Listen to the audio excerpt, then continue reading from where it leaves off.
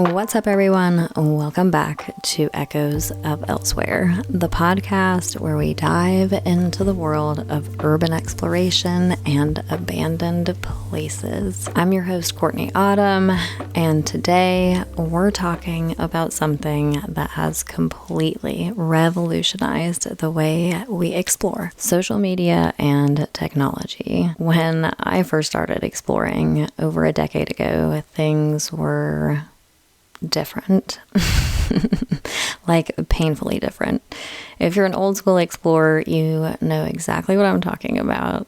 If you're newer to the game, buckle up because I'm about to take you on a journey back to the dark ages of urban exploration. Back then, social media was basically in its infancy. MySpace still ruled the land. Shout out to my top 8 friends. YouTube was just becoming a thing as vlogging really just kind of started to pick up around this point. And Facebook was mostly for college kids. And Instagram, TikTok, all those other things, they didn't even exist yet. So if you wanted to go explore an abandoned place, you had to do some actual research. And by that I mean going over sketchy message boards, hoping someone left some sort of vague clues about a location, getting in the car and simply driving around until you see something that looks abandoned, which is basically how I found most of the places I explored when I was younger. Or asking locals. That's always a big one. If you know people that you know for sure were born and raised in a specific area, those are always good people to source out because 9 times out of 10 they know some really random information about an abandoned place in town. When I was younger, driving around was, I think, the most commonly used method. I'll put it that way. At least for me when I was younger. And that is how I found a lot of abandoned places. But I did find a few from just word of mouth by locals that weren't even explorers. They just knew of a super random place. And those are always the best. So yeah, that is how things used to go. There were no urbex Facebook groups or Reddit threads with pinned coordinates, no YouTube channels dropping full walkthroughs. And navigation was even more fucking complicated back then because we literally had basically 2 options, if I recall correctly, which one is super duper old school, and that was to print out MapQuest directions, like some kind of explorer from the Oregon Trail. You'd be on page 5 of your turn-by-turn instructions and still somehow getting lost and having no fucking way to figure out where you are. So those were really good times, and those were definitely probably a little bit more old school than the times that I'm thinking about, but I feel like we were just kind of coming out of the MapQuest era around the time that I started exploring. And if you weren't using MapQuest, you had to have a separate GPS plugged into your car. It wasn't on your phone. It wasn't built into the car. You had to go out and buy a GPS and plug it in. And let's be honest, that shit was just as confused as we were half the time. So getting lost was a very common problem. When I was younger, that is basically the story of exploring and how that used to go. So in large part, that's why I wanted to come talk about this today, because as I'm exploring now and I'm a little bit older, I appreciate certain elements of the evolution of technology and the way that it's contributed and benefited all of us. And some of you may not even know what the fuck I'm talking about because y'all have had access to this stuff the entire time you've been exploring, but that is not the case with me. So I know that there are some OG explorers out there and some people out there that are probably in my age range that listen to this podcast and have explored when they were younger. And shout out to you guys, because you guys know the true struggle of how absolutely almost impossible this hobby used to be. and why probably a lot of us quit for a little bit of time and are now getting back into it, because we're like, holy shit, we can find out all the things we wanted to find out 10 plus years ago. So anyway, let's talk about another aspect of technology, because phones and cameras and drones and all these other things, oh my God, I can't even begin to explain. Let me just start with cell phone cameras, because they were absolutely useless back then. Like, absolutely useless. Genuinely. I'm not even being over dramatic. You would snap a picture of something abandoned, whether it was indoor, outdoor, didn't matter, and you would try with all your might to make this the best picture. And all that you would get is this blurry shit that looked like you took the picture with a potato. So if you wanted decent pictures, you had to carry an actual separate digital camera, which meant getting those photos onto a device to share it with the little bit of social media that we did have, which back then wasn't even as much of a thing. So you were really probably just taking these pictures for yourself. But in any case, getting them onto a device was not as simple as it is now. So fast forward to today, and wow, I mean, everything has changed. We have Google Earth, we have Google Maps, which let you virtually scout locations from your couch. It's one of my favorite things to do. It really is. It's like what I do in my spare time. It's how I relax. And I didn't have that luxury when I started exploring. It just wasn't accessible the way that it is today. And even if it was, like, the way that Google Maps probably showed up on even your best computer back then was probably the most pixelated ass mess that it wouldn't even have made trying to map anything worth it, if that makes sense. But anyway, I used to just spend so much time driving around and looking for abandoned places that having the ability to basically do it in a virtual way without having to leave is like heaven for me. So now I can just zoom in, find an interesting looking place, pin it for later. So yeah, technology has given us satellite imagery, street view, and even historical map overlays to see what a place looked like decades ago. And then there's the social media aspect, of course. YouTube, TikTok, Instagram, Facebook, Reddit, all of these have really completely changed how people discover and share abandoned places.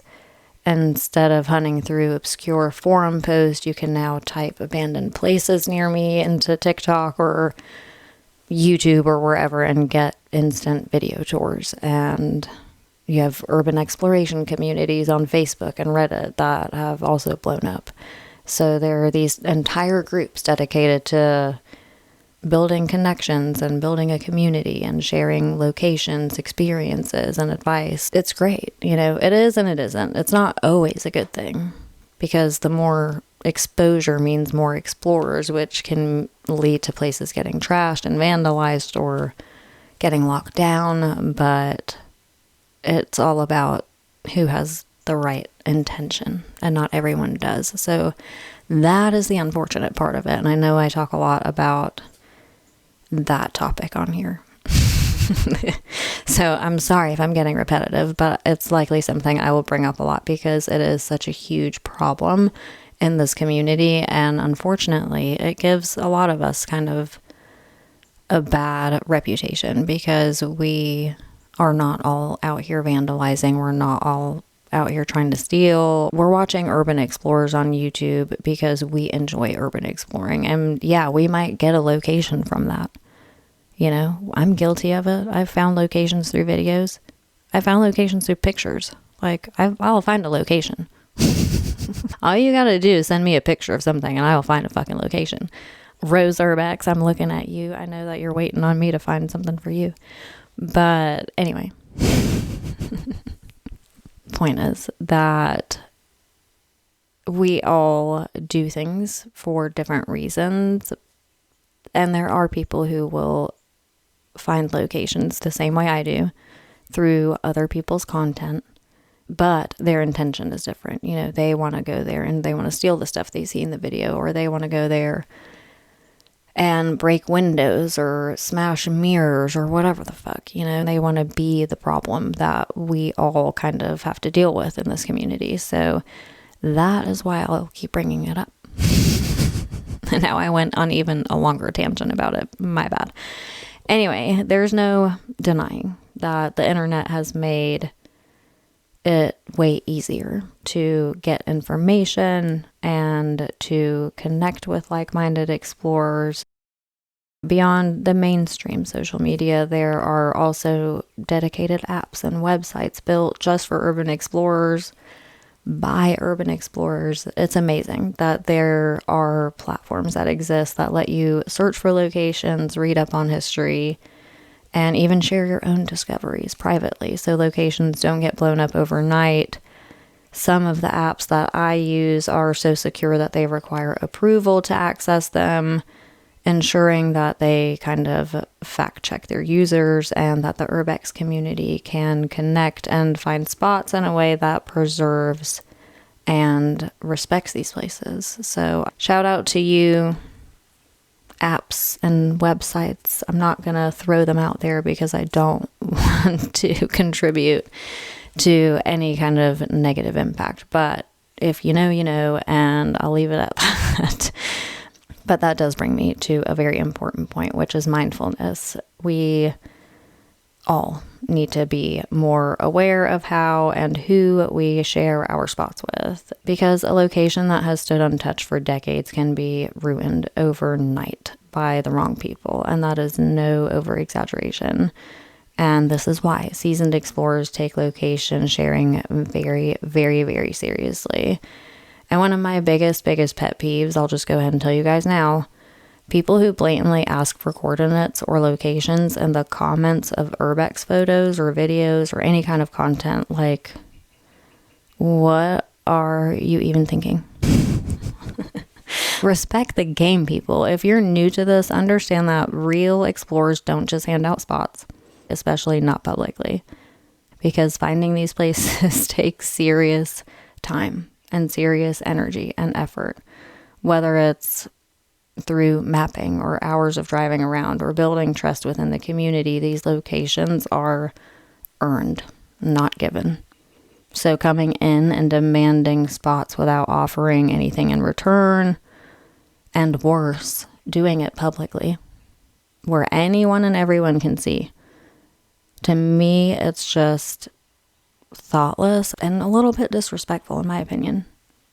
So that's my PSA for today. But seriously, just try to be more courteous, guys. It's just not rocket science. It's common sense to me. I don't understand it. But either way, no shade and no judgment. Just think about what you're doing before you do it. If you're going to ask for a location, just please be more courteous. And yeah, just think about the fact that this is a community. We take this seriously.